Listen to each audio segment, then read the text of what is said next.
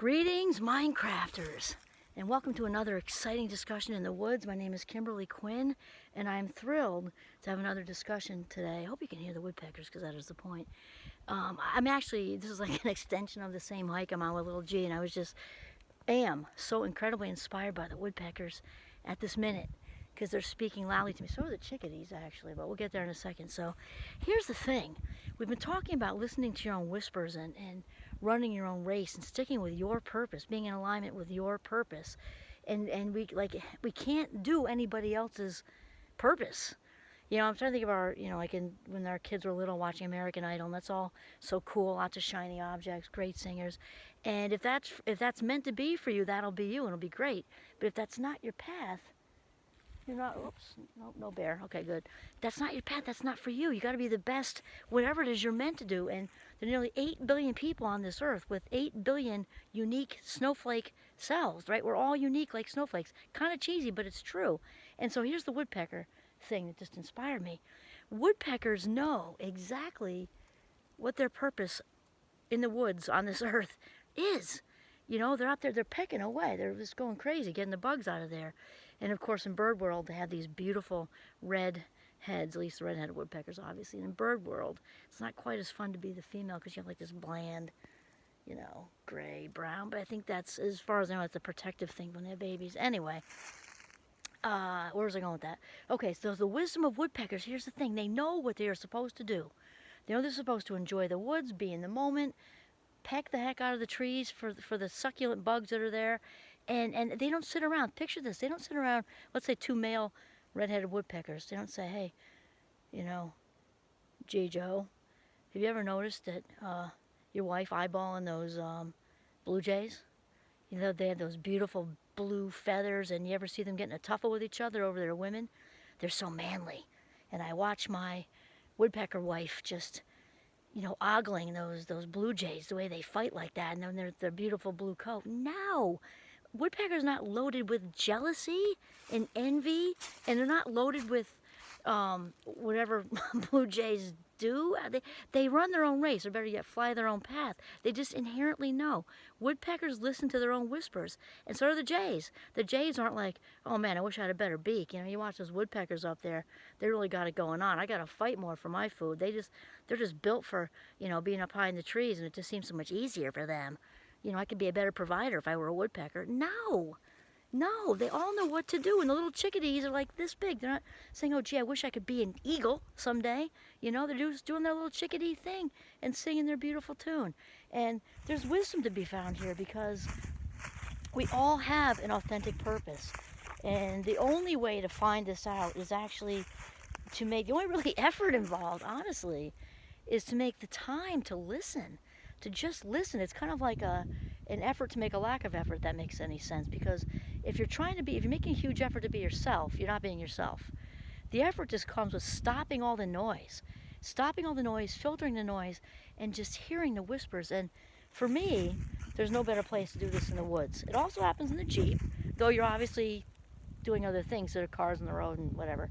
I don't listen to music in the Jeep usually, unless I have the need to bounce to Aretha Franklin, but usually I'm just quiet, things come. The woods, the whispers just come, and I know for a fact that my main theme, I'm a creativity person, I'm a freedom person and all that, but the main theme is I know I was put on this earth to help people see their own value. I just know that's true. It's part of my whole path. From the second I was born until this minute, it being a fabulous 57. And my main mission in life, as I've mentioned, was and continues to be part of it. Now it's part of it. And when the kids were little, I was just both feet in their pool as far as being the best mother I could possibly be. And those of you who know my life story would know why. And it's in a healthy way. I worked through my stuff. It's in a very healthy way to watch them grow and just love them, and to help them see their value, to help them just know with confidence that they are loved, they are worthy of being loved, and everything about them is lovable. Every single thing about them is lovable, and their spirits are perfect. Mission accomplished, okay? Mission accomplished. And then that leaks the same theme of helping people see their value. There's lots of other stuff I don't need to get into. I've done all kinds of little things and volunteer things, and that I didn't even know I was helping people see their value because I didn't have the consciousness for it yet. And now with educating, with my Minecrafters, my Cog Psych class, when we talk about anything, obviously with psychology, we're talking about anxiety in a class I used to teach, which has now since merged into a different one, so I don't teach that. We talked about, addiction and gender and how it came. Not like therapy and anything. It was just like, that was the topic, and they started to share stuff, and like aha moments. They're all 18. They're all 18, and they're starting to see their own value. And I remember I had one of my little first years, just adorable. I know I shouldn't call young adults adorable, but they really are. And she was just coming into her own with her sexuality, and we got into how studies, oh, the birds are chirping so loudly, studies about how the genes, gay genes, isolated in mice, and also in I think it was sheep. And just the gay, the thing is that gay is not a choice. Gay is, you're born with this, right? You are born the wonderful self who you are. You're born with brown eyes. You're born being, you're eventually going to be 5'2" or 6'4", and you're born being gay, right? And it was so completely liberating for her. And right in that moment, which wasn't planned, it just kind of happened. Value, seeing our own value.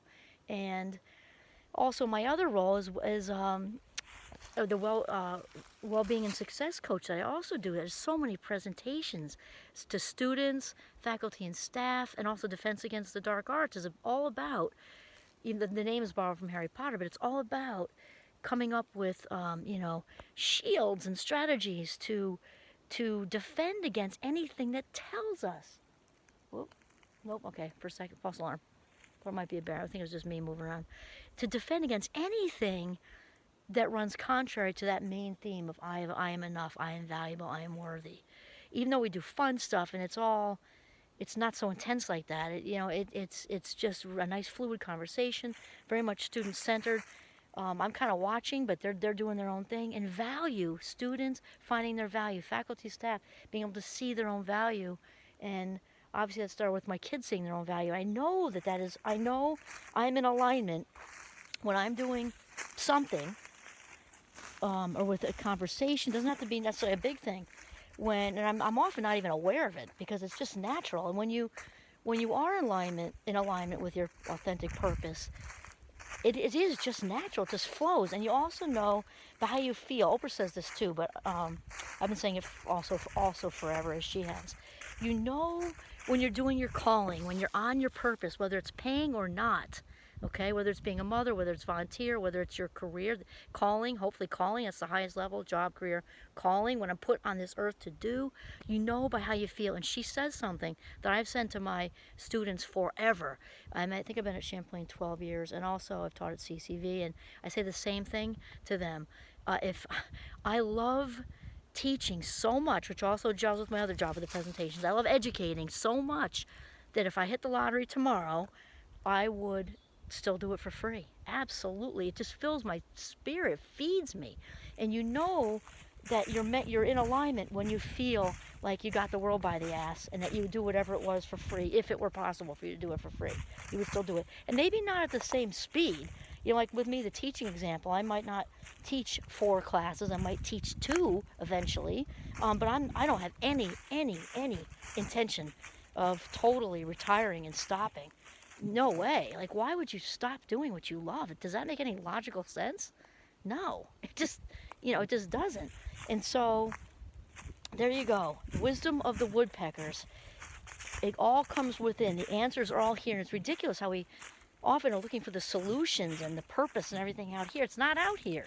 It's that divine connection that connects all of us. Right? That's why we were here. When we just listen, it becomes so evident. It becomes so incredibly obvious. Okay. I couldn't have scripted that better. That's awesome. This is Kimberly Quinn signing off with the Woodpeckers from the deep woods of northern Vermont. Have a mindful day.